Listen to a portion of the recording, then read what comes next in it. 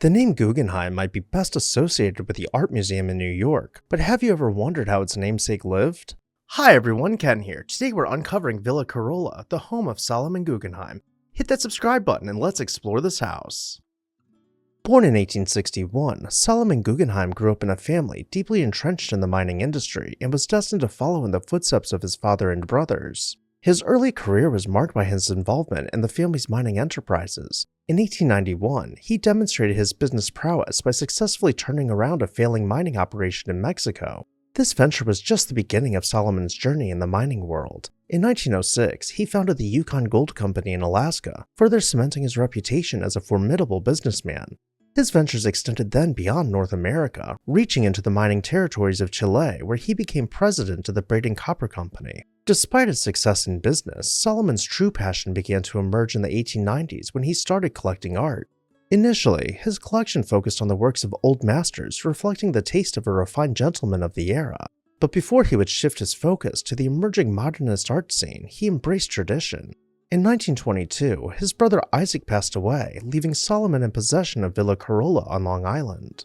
Villa Corolla had been completed only 6 years earlier in 1916 and had required the hands of several architects and designers to fully realize Isaac's vision.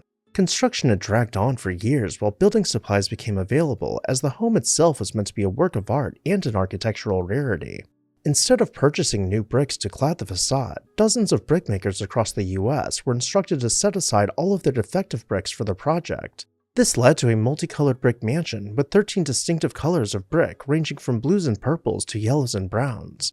After the bricks were collected, they were then distressed to give them a uniform texture, but the artistic applications of materials did not stop there. White marble columns were brought in to accent the facade, each one being stained to have a yellowish hue, and beyond that, decorative terracotta work was treated with a polychromatic finish so that its polished surfaces reflected different colors as you passed by them. Of course, a house with such a vibrant appearance required grand gardens to lend context to its bold design. The mansion was situated between sunken gardens, a private golf course, and a rose garden, with a grand avenue of trees stretching towards the horizon.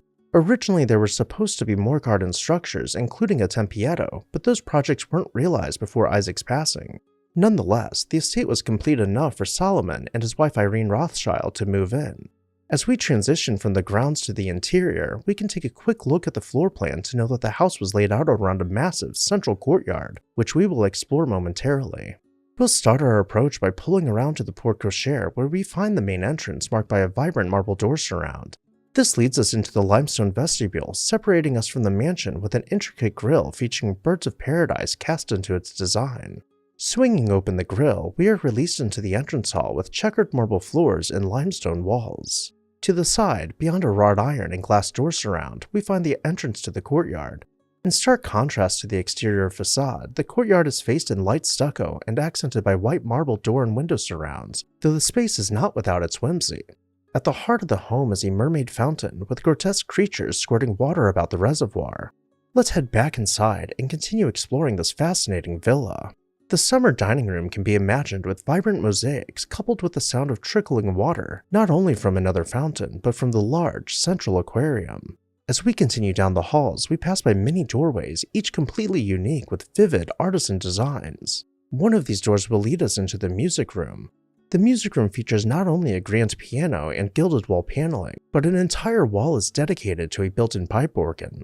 Living in Villa Corolla must have inspired Solomon to look beyond classical art, though for certain, it was not until 1926 when he met German artist Baroness Hille von Rebay that his artistic interest took a dramatic turn.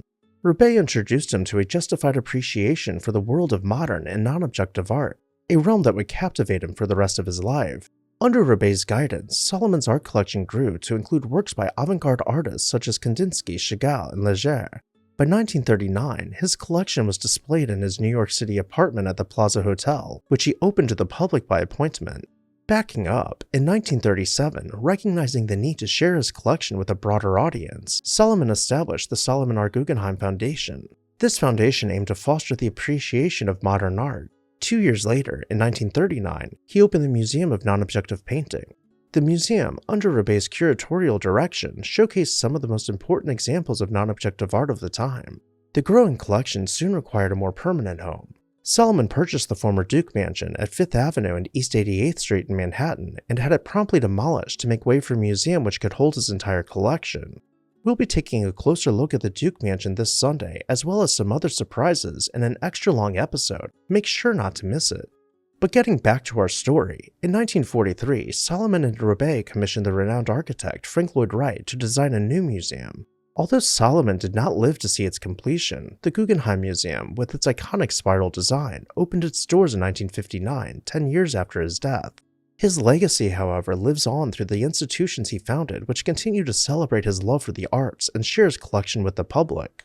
As for Villa Corolla, many of Long Island's estates predating the Great Depression found themselves torn down as many families could not afford their upkeep and the market for grand mansions dwindled. Fortunately, this was not the case for Villa Corolla. It changed hands a couple times, but was eventually adopted for use as the Village Club of Sands Point. While some aspects of the mansion have faded with time, such as polychromatic coatings and some of the stains, by and large, most of it remains well preserved. What did you think about Villa Corolla? Did you have a favorite room? Let me know down below in the comment section, and while you're there, make sure you're subscribed so you never miss an exciting episode of This House.